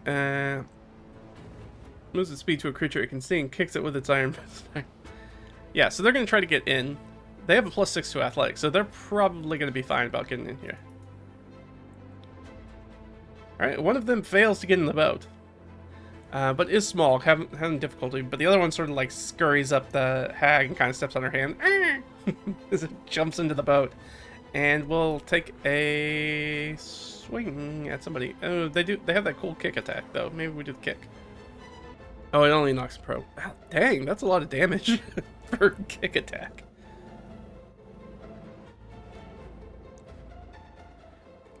So I think instead of knocking them prone, try to knock them over into the water. So it's going to make that attack, and has a pretty good... Oh, it's a DC 14 saving throw. Okay. Alright, well we got 4 targets, so who's this going to run up against? It's the one that gets into the boat, charges after Ott, pick the biggest, baddest person, who needs to make a dexterity saving throw, who will pass that. Do they take half damage? No. Okay, so no, none. Interesting. Alright, so no half damage as it tries to kick Ott out of the boat with its big iron boots. And the other one can't really... The other one will have to use its entire turn to get into the boat. So it is in the boat. So there's 2 red caps in the boat. And then it's back at the top again. So the sea hag will attempt to pull herself into the boat. The boat is probably shaking all over the place now at this point. She'll try to make the athletics check to pull herself in. She will pass, and she will get into the boat, and she is going to turn on somebody. This one's also going to turn on Ott and try to hit him with the claw attack, right? Just kind of a straightforward, kind of a dinky kind of creature. Alright, +5 to attack. So that's a 15. Does 15 hit Ott? 15 right on the dot hits Ott. Rhymed. That's fun for me. +5 to hit, 2d6 plus 3 slashing. She grabs Ott and rakes her with these broken, nasty claws. And does 10 points of damage to Ott. Right. So that's the Sea Hag's turn. The red caps are going to go. The red caps are, I guess, going to make sickle attacks. That's kind of their bread and butter. So the first one's going to go after who? 3. 1, 2, 3. So Leah, Ott, Imbar goes after, turns around and goes after Imbar with 3 sickle attacks. I think only one of those is going to hit. And each of those sickle attacks does how much damage? 2d4 plus 4 slashing damage. It says this wicked sickle that kind of slices them up.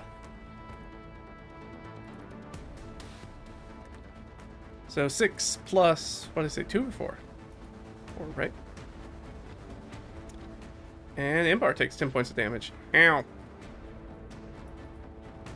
And she will down 38. Not doing well. Alright, that's one red cap. The other red cap's going to turn on who? 2. That's Ott again. Didn't get Ott with the iron boots, so is going to try the sickle instead. Ooh. Miss. I hit and hit. Ooh. So 12 plus 8. So Ott's going to take 20 points of damage. Ow. Red caps are nasty. Alright, Ott's not looking great. So we get torn up because we got surprised and that did not go well for us. So everybody's in the boat. The boat's kind of... at this point, at the end of the round, we'll probably start needing to make dexterity saves just to stand up at the boat. Alright, it is Ott's turn. Ott has this creature in front of him. Ott will... I think everybody's flanking them because they kind of, I feel like, came in the middle of the boat, so everybody's kind of around them. So Ott's going to do a multi-attack with her spear. Just +5. I believe they have an AC of 14. Not that last one. Ugh. So neither of those are going to hit. Does she immediately... She's going to have to probably drink her potion, I think. I didn't think we were going to have to immediately drink the potions, but here we are. So yeah, I think Ott will use her bonus action to drink her regular healing potion and get some hit points back, or else these next flurry of attacks will for sure take her down. Ooh! Ooh! Gotta love it. Max healing for 10 points. It's back up to 21. No problem. Alright. That's odd. She's trying to, like, maneuver, trying to figure out how to stab this tiny creature in the boat. I mean, they're small. Small creature in the boat with her spear as she's kind of, like, rocking back and forth and trying to keep herself sort of up and righted. And still, you know, in the boat. But unsuccessful there. It is Leah's turn. I think Leah... I'm just going to roll for it, but I'm pretty sure that Leah can ascertain... I'll do an insight check at the sort of like 11 DC. No, she fails. So she's not really sure who's in charge, even though it seems clear that the hag would probably be in charge. So she doesn't really know who's doing what. What she does know is that these things jumped into her boat and started are doing a lot of damage very quickly. So what is she gonna do about that? I mean, I think she just uses the magic missile wand, and it feels like a really dire situation because these are people are like taking away half their hit points like in one go. So we got to get rid of these guys quick. So I think she's just gonna pull out that wand of magic missile, point it at whoever's next to her, which I think is going to be one of the red caps. Let's we'll check if it's 1 or 2. It's the hag. Nope. All right. So it's the red cap next to her, and I think she's just gonna. These are very frightening creatures, so I think she's just going to unload on it. I think she's going to use all the charges but one. 1, 2, 3, 4, 5, 6. So 6d4 plus 6. Yes, I know it's supposed to be 1d4 plus 1 times 6, but I like rolling more dice. That's a lot of ones, though. Ugh, maybe I should have gone with that one, that 4. All right, plus 6, so it does 20 points of magic missile damage to the nearest red cap. Which I'm gonna say is this one. Just boom, boom, boom, boom, boom, boom, boom. This thing's trying to cut up Imbar. And that's her turn. That's all she can do. That was Leah. It's Imbar. Imbar's going to move around so she can get advantage on the one that's between her and now Leah. It's been magic missiled. And she's going to make an attack with her moon longsword. So plus 7 to attack. And she's going to have advantage for flanking. Yeah, that's a 23. She for sure hits, and she gets to do all her extra damage too. Alright, so that's 15 plus 2, right? Yeah. So 17 points of damage to that same one. So that one's looking real bad. So that's going to be down to 8. So those two, they've turned around on it, and they've turned around on this red cap, and they're maybe turning the tides on this one red cap. Jurgen's in the boat. I'm assuming kind of in the middle, so she could get any of them if she wanted to. This does seem like maybe a good chance to use spiritual weapon. Starry Wisp makes a ranged attack roll, which would have disadvantage because she's in melee. Or she could try to get one of these out of the boat. She's not super strong, but she might be able to. That one hasn't been touched yet. It'd be really great. He does have iron boots on, so presumably he's not a very good swimmer. Or he'd have disadvantage on moving around. I didn't realize they had iron boots before I put him in the boat. Yeah, I don't think that she knows that they have sort of advantage on grapple checks. So I think she will try to... Man, but sorry, doing guidance is... Not guidance. Bless would be very good. She could also just cure wounds. No, I think she's going to spiritual weapon. So she's going to spiritual weapon. And that one's going to turn around and attack the one that's on Ott with advantage. Definitely hit. 1d8 plus her wisdom, which I think is 3. Right? Yeah. So that's going to be 9 points of damage, radiant damage, which I'm sure they don't like, but they're not technically vulnerable to. It kind of this what's her? I assume it's like a hammer or something because she's a dwarf. This spectral hammer sort of appears and clang hits this red cap on the back of the head, and they're like. It like burns and sears them, and they will take 9 damage. And then she gets to make an attack herself if she wants to. I don't think she could do Starry Wisp, but Starry Wisp, I'm pretty sure. I'll just double check, but I'm pretty sure that Starry Wisp is a ranged attack roll. Yeah. So that is not going to help us. So she'll move into flanking and just try to make a weapon attack, I guess. And get a natural 20. Alright, let's turn the tide. Let's turn the tide of this battle. We're doing a battle on a boat. Turn the tide. This is a very punny session.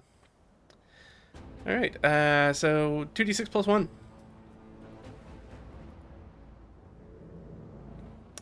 Yep, that's absolutely average. So 8 points of damage to that one. Additional. Takes it down to 28. And nobody's touched the Sea Hag. The Sea Hag's like, whatever. It is the Sea Hag's turn. Oh, I forgot. They all need to do a thing on their turn. I forgot that. But right now, everybody needs to make dexterity saving throws.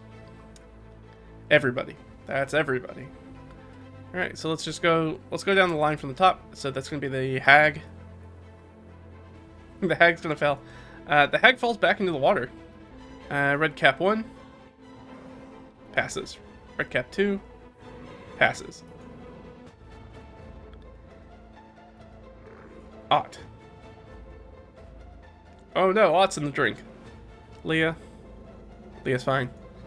Imbar is also going to be fine.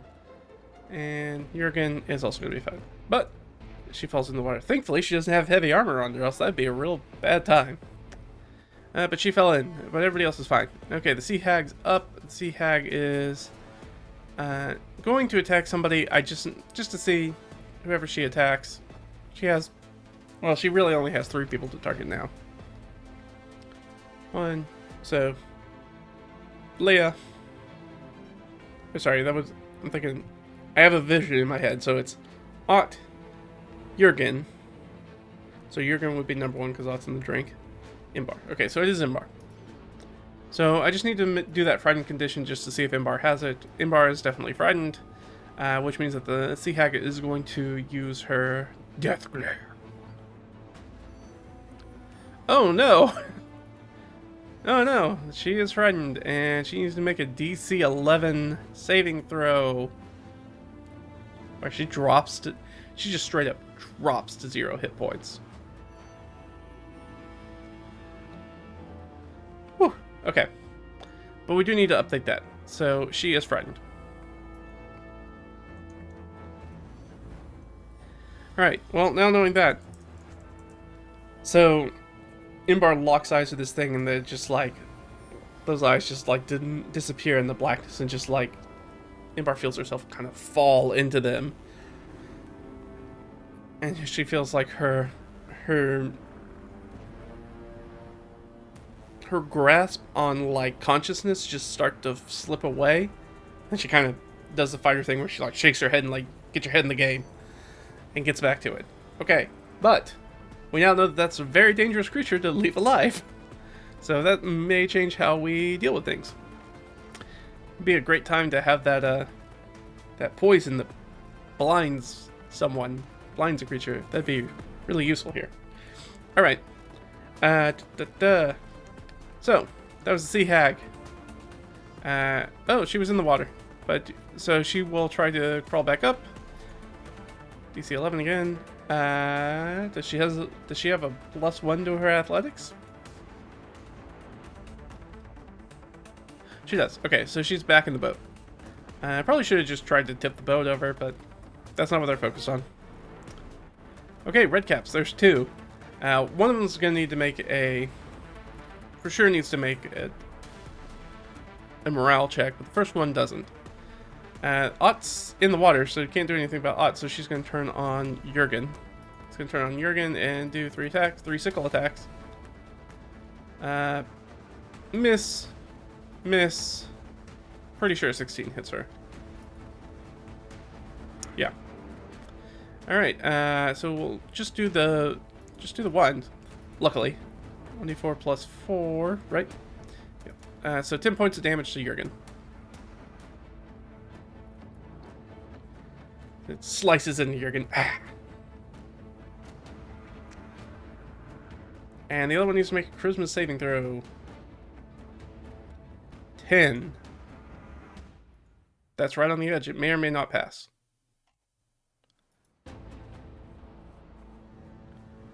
Their charisma is a 9. So that injured one is going to... it's probably smart enough to be like, I'm going to disengage and try to hop back into the water. But here's the question. Without the Sea Hag's aid, can they actually swim? I guess they can. They have a pretty good athletic score, but they will have disadvantage on it. So it jumps into the water, but with its heavy iron boots will attempt to swim, but has disadvantage, but they have a +6. Yeah, no problem. So this one's swimming away. So it's cut up in bar a little bit, and you see it sort of pull off its sort of Smurf-looking Phrygian hat and wipes it in the blood that's on Jurgen, and then like puts it back on jams it back on its head, and then like dives into the water with its heavy iron boots, sending it down towards the bottom as it swims away underwater. Ott is in the water. Ooh, that's a good question. Does this thing pass by Ott? Is Ott going to get an opportunity attack? I don't know, 50-50? No. So it's going the other direction. Ott sees that one. Ott could do something about it, but Ott can also see the people who are in there. And sees the sea hag. Who does she go after? I'm going to give her a sort of like perception check to see if she picked up what happened with the sea hag and Imbar. She did. We beat that DC 11. Even if it was a harder DC, we would have gotten it. So she can see it. She's like, okay, the hag is bad news. So I think she's going to go try to grab the hag, and I think she's going to... I don't think she's going to attack the hag. I think she's going to try to get the hag out of the boat. What would essentially be like a grapple push-pull check. So they're going to make opposed athletics checks. She's going to kind of have disadvantage because she's in the water, but... Oh, that natural 20 would have been sweet. But still, the 14's really good. Her athletics is... yeah, decent. So she adds a +5 to that. So they got to get a 19. My friends, that's a natural 1. That simply will not do for the sea hag. So I think she sort of like reaches over, like leans down and then like hefts her mass up along the railing of the thing and sort of grabs at the back of the sea hag. I assume he has like long tendrils of hair. Grabs the back of her hair, like it's probably down to like her mid back. It's all filled with like slimy kelp and stuff, and just jerks it. Jerks her head back down.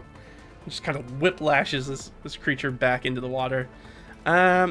Question: since they rolled a 1, are we gonna do any damage to him? No. All right. And pulls that hag back into the drink. She has multi-attack. She has her, I assume, her spear with her. She will just stab this creature. I think she's gonna have advantage on this attack. Yeah. And she's gonna just give him a little poke, a little kiss with the spear, and do minimum damage. 3 points damage to the hag as they're now in the water, fighting over it. They are in melee in the water. That one red cap is swimming away. It's Leah's turn. Leah's looking around. She sees that creature fall into the water. There's the red cap that was on top of her is now gone. So the red cap's fighting Jurgen, and then can she see the sea hag like pretty well? No, not really. There's just a whole bunch of like water and froth about where the two of them are sort of like wrestling. Ott and the sea hag are wrestling in the water against each other. So we don't need to worry about her being able to see the creature. I guess we do need to see if Ott was frightened, huh? Oh, and matter, she's an elf anyways. Yeah, is Ott frightened? Guess we need to check for that. Alright, well, I screwed that up. I keep forgetting about that frightened condition. But we'll put her down as being frightened. So that'll be bad for her next turn. If this hag can take control of the grapple and see if she can lock eyes with Ott. Alright, so Leah can't really see that, so really Leah's only got one target unless she wants to kill that red cap that's swimming away underwater. So she's only got the one target. What's she gonna do?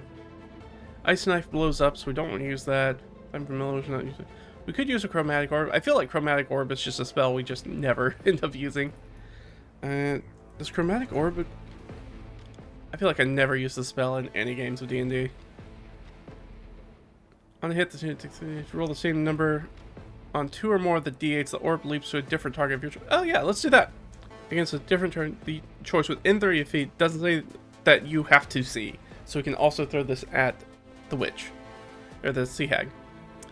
Alright, so we'll try it first. She's going to summon this orb of rainbow energy and fling it at the red cap. I think we're going to choose fire. We're fighting creatures in the water, so fire seems like a good idea. Either that or lightning. I think you have disadvantage on lightning saves if you are in water. So let's go with lightning. Just in case it ends up hopping over to the sea hag. But we're attacking the red cap that's in the boat first. So we're going to hit them with this lightning. They have to take a ranged spell attack. There we go. That's what I was looking for. Alright, so we're going to make a ranged spell attack. That's for sure going to hit. It's 3d8 damage. And we did, in fact, roll the same number on more than one die, which means that it is going to hop. But that first red cap's going to take 11 points of lightning damage. Especially, they have the iron boots on. Yeah, they're for sure taking that damage. Alright, so that one's going to take 11 points of damage as it gets hit by the lightning orb. And it's down to 17 hit points. And it's going to jump. She's going to jump and that lightning bolts. That may hurt odd. That's okay. We did what we did. And that's going to hop and we're going to redo the attack, this time on the hag. That's still going to be like a 16 or 17, right? Does 16 hit the sea hag? I think. Oh, yeah. AC 14? For sure does. Right, I said she was going to have advantage on it. Yeah, for sure. Hey, we rolled doubles again. And we did a lot more damage this time. So 20 points of damage to that sea hag, which is the first... No, it's not the first time it's been hit. But the sea hag, as she's going with Ott, I think Ott's got to take... I guess Ott's got to take half that damage. That's what makes sense to me. Well, let's let her make a dexterity saving throw at disadvantage. 9 plus her dexterity saving throw is still not going to beat Leah's DC. So she's going to take half damage, so she'll take 10 points of damage because she's holding on to the sea witch when she gets electrocuted. So she's also not looking good. But that thing is going to jump over it and it's going to attack our red cap that's swimming away underwater. As we see, whoosh, the lightning orb into the water and goes after him. Yeah, that's for sure going to hit them. And if we had another target to jump to, I think we could continue to do that with Chromatic Orb. So that's the updated 2024 Chromatic Orb, which I don't think I've looked at, which is way better than the standard 5e one. That's way better. So 8 points of lightning damage. Which is straight up right on the money, enough to kill it. As it gets buzzed and gets killed. So red cap, dead. Other red caps not looking good. Sea hag also not looking as spry as she once was. Yeah, all right. Chromatic Orb got a glow up in 2024, and in a good way. That makes that an actually useful spell to use. Plus all the versatility it has. Whew. All right, so that is Leah, and Leah doesn't need to move. She's a caster. She doesn't have to go anywhere. She can hit everybody all the time, everywhere. All right, and so it's Leah. She fries up some friends. Leading to Imbar. Imbar, does that friend go away at the start of the turn? The creature is frightened for 1 minute. Can repeat the saving throw at the end of each of its turn with disadvantage if the hag is within line of sight. Okay, so she needs to make... She would have made a save last time. She is not going to make that. Alright, so she is frightened, so she can't get any closer to it. And she has disadvantage on the attacks, which... Whatever. But she also has this creature grappled. Now, she knows that the ice... It seems like the glare is what did it. She did pick that up with her perception, so I think she's going to try to... just like keep this creature's hair in front of its face, like just try to obscure the eyes. So that's what she's going to do with her attack. So they're just kind of struggling around the water. It's going to be like an opposed athletics check again, I feel like. And I'm going to say athletics because I'm not going to let the Sea Hag use acrobatics because I think they're also trying to stay there. And I think they're probably pretty similar stats anyways. Actually, she's better at athletics anyways. I'm going to give her advantage on it. Simply because she can swim and she doesn't have to worry about breathing, which Ott definitely does. Alright, so let's do the Sea Hag first. Oof. Dirty 20 for the Sea Hag. Almost no way Ott's going to be able to do this. Now, it comes up with a 10. No. A 14. Not enough, but she is struggling with it. So she isn't able to do that. She'll use her second attack to just try to poke her with the spear, I guess. That might actually hit the Sea Hag. No, AC 14. No way. And continues to kind of waste her turn. Not really doing a whole lot of anything. So, it is the end of Ott's turn. She does have to make another save. Oh, I think she might actually pass that. She might not be frightened anymore. That would be very clutch. What's her DC 11? Yeah. She is no longer frightened, though. So, she can't be hit with that terrible effect that just takes you to 0 hit points. Leah, that's Imbar. Imbar is frightened. Did not make her save. Leah did her thing, so... Oh, so... The spiritual weapon needs to be under Jurgen. That's fine. We don't need to adjust that. Imbar is frightened, though. So she has disadvantage. But only on attacks against the hag, I think. Or no, when she's in... Can she see the hag? Question mark. Yeah, she can. Alright, so she has disadvantage. But she will move up and try to position herself to get into flanking to minimize that. So she can attack the remaining red cap. I believe she has... What's her plus to hit? I think that might be right on the nose. A 16. So she will do her D8 plus 2d6 with the moon sword. Whoop, not that one. Disappointing. 14 points of damage. This one, she cuts into it, and it's barely up. It's looking real bad. As she rams it through probably its gut. Ugh. So you kind of clinched with this gnarly looking sickle, and then breaks out of the clinch and then stabs it. So, that is Imbar. That's all Imbar can do. It is Jurgen. Jurgen's going to immediately use a spiritual weapon attack, which also has advantage. Which will hit, and it's going to do a d8 plus 3. 7 points of damage, so enough to kill this red cap just straight up. And then she still has an action. She can turn around. She can kind of see the Sea Hag, not really see the Sea Hag in the water, because they're still thrashing about in there. She can't do Cure Wound. She could do Starry Wisp, though, but at disadvantage. And I'll give her that. So she's going to do a Starry Wisp attack. And that's not going to hit. Alright, that is her turn. That's the end of the round. There are no longer any people in the boat with which who are shaking it around, so we don't have to worry about it, people falling out of it. Because only our team is in the boat at this point. And Leah will turn... sorry, it's the Sea Hag's turn. Well, technically Jurgen can see the Sea Hag, but kind of. So she's going to have advantage on that frightened save, which I think she's going to fail. Yay! Yay! No, she has a plus 6. So she just makes it. Perfect. Whew, I've been real bad. Alright, Sea Hag, up at the top, in the water. Not feeling great.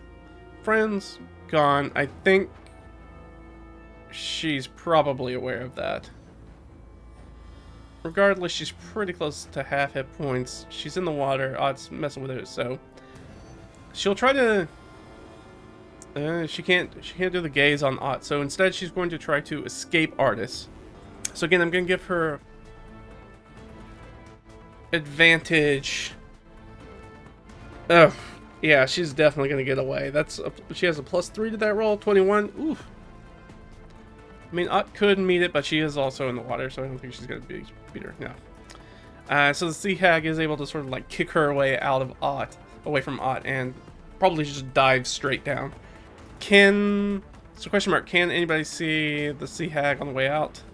No. So the Sea Hag dives back down to the bottom of the lake, and we're left to ourselves, our own devices. We will pull Ott back into the boat, which is really hard to do because she's definitely one of the heaviest people, and we're trying to keep the boat from tumbling over. But we are able to get Ott back in, and there's not a check associated with it. It's just kind of a pain in the butt. So we're not looking great, but I think we don't want to hang around to see if more enemies come back.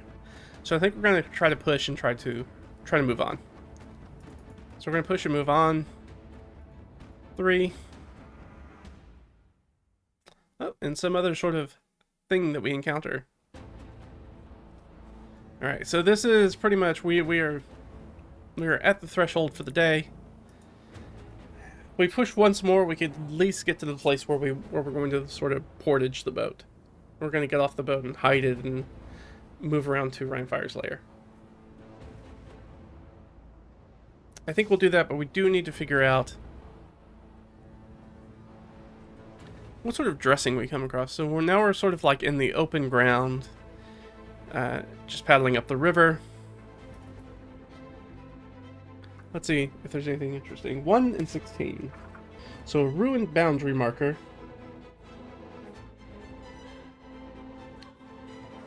And a large animal herd. Yeah, so nothing too bad, but we do sort of like as we're moving up here and we come into the plains, we do see that there are a number.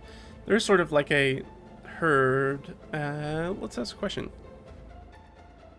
Is it a wild herd? Question mark. Yeah, wild herd.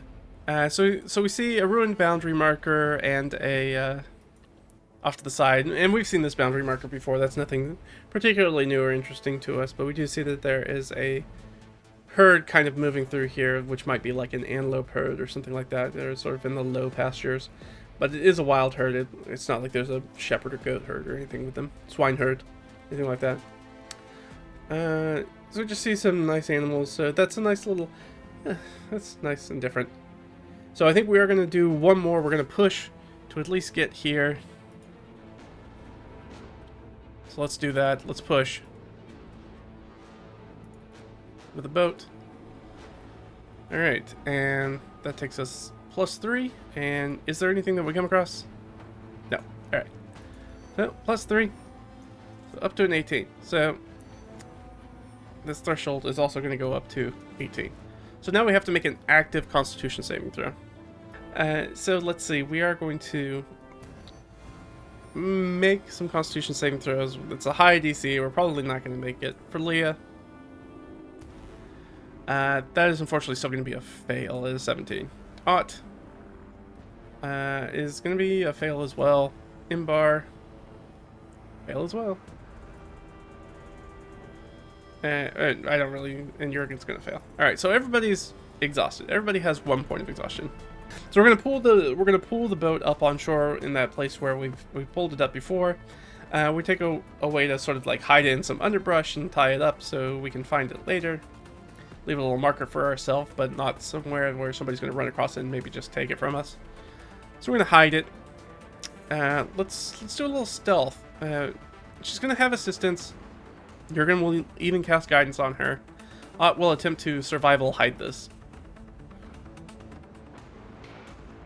I'm going to re-roll that because I forgot she has exhaustion. So that's going to cancel out the bonus. So it's just a flat roll plus the guidance. Oh, well that's way better for us. Yeah, natural 20. So I'm going to put that. So they're going to take that natural 20 to hide the boat. And I think we're going to make camp there, actually. Since we're already exhausted. I think we're gonna make camp there. And then we'll move on to Rhinefire's lair in the next morning. yeah, I think that's it. I think that's a good place to stop. We're gonna bed down. Well, let's see if anything jumps out at us overnight. So we've got 4 people with us, so we'll roll. Actually, we've got 5 people with us. More people means there's more chance that something's going to come up, so we'll just roll. Nothing came up. Okay, so we have a nice, uneventful night. We do need to roll for some rations. Alright, we got the 4. So we are good on our rations. Everything's good there. We don't have to worry about the feed. We didn't use any arrows, so we're good there. So everything should be good. So we bed down for the night. We're going to have that. When we wake up in the morning, it'll be a new day. We'll finish the last couple of hours or so it takes to walk over to where we know Rhinefire's lair to be. And we'll check in with Rhinefire and find out more about this chaotic corruption that's going on with him. And hopefully it hasn't taken him over completely. I'm sure Omar's worried. We're all worried, but especially Omar. But that's going to be it for us today. Thanks for hanging out with me. Really fun. Didn't really know where the session's going to go. Never do. I knew we were going to talk about some stuff that was coming up, but didn't know we were going to find out anything about Rhinefire. So this is all brand new information. That's a brand new rabbit trail for us to run down and see how that's connected to anything else. Great to have you guys along. If this was your first time, I don't know why you picked this to be the first one. There's a whole bunch of other episodes. You can go find an entire playlist on the channel that has it. If you want to support what we do here, the best thing you can do, like, subscribe, and share this. More importantly, share this content on Reddit, your favorite RPG forum, social media, all that good stuff. Other things, we have DriveThruRPG's store page, so if you want to check out like the agriculture chores that we have for the peasants, that's up there, as well as some quick references and some other stuff that I use for the games.